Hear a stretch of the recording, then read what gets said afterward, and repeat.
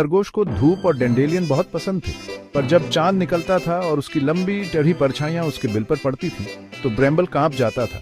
वो परछाइयां डरावने राक्षसों जैसी दिखती हैं। उसने सोचा, अपने कान कस कर नीचे करते हुए। एक ठंडी शाम को बाहर एक धीमी सी आवाज गूंजी। वो पीप था, ब्रेम्बल का छोटा गिलहरी दोस्त। मदद! मैं आखिरी अखरोट का पीछा कर रहा था और मैं खो गया हूं और परछाइयां नाच रही हैं। ब्रेम्बल ने बाहर झांका। जंगल अंधेरा था।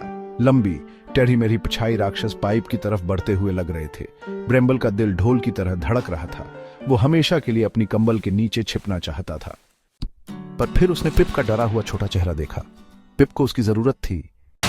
एक गहरी कांपती हुई सांस लेते हुए ब्रेम्बल बाहर कूदा। डरो मत पिप, उसने पुकारा। उसकी आवाज बस थोड़ी सी कांप रही थी। मैं आ रहा हूं। जैसे ही ब्रेम्बल पीप के करीब कूदा, पिप के पास का बड़ा परछाई राक्षस बड़ा होता गया। ब्रेम्बल ने एक सेकंड के लिए अपनी आंखें बंद कर ली, फिर उन्हें पूरी तरह खोल दिया। हाँ है वो बड़ी परछाई, वो बस हम हैं, उसने इशारा किया। वो विशाल डरावनी परछाई ब्रेम्बल और पिप के चांदनी में एक साथ खड़े होने से बनी थी।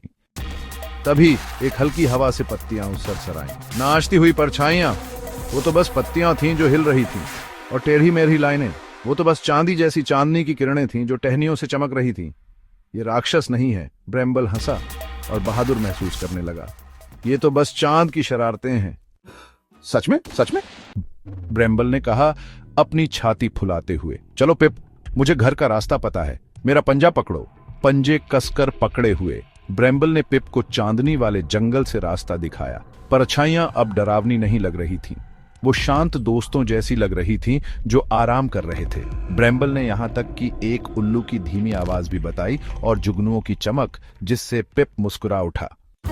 जब वे पीप के पेड़ पर पहुंचे तो पिप ने ब्रेम्बल को सबसे बड़ा गले लगाया। तुम अब तक के सबसे बहादुर खरगोश हो। ब्रेम्बल घर कूदा, गर्म और गर्व महसूस करते हुए। चांद नीचे मुस्कुरा रहा था और परछाइयां गुड नाइट कहते हुए कोमल दिग्गजों जैसी लग रही थीं।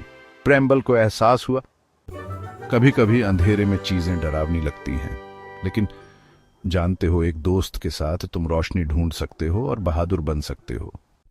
वह अपने बिल में घुस गया। अब परछाइयों से नहीं डरता था। वे बस शांत खूबसूरत रात का एक हिस्सा थीं, और वह जानता था कि वह बहादुर हो सकता है, खासकर एक दोस्त के लिए।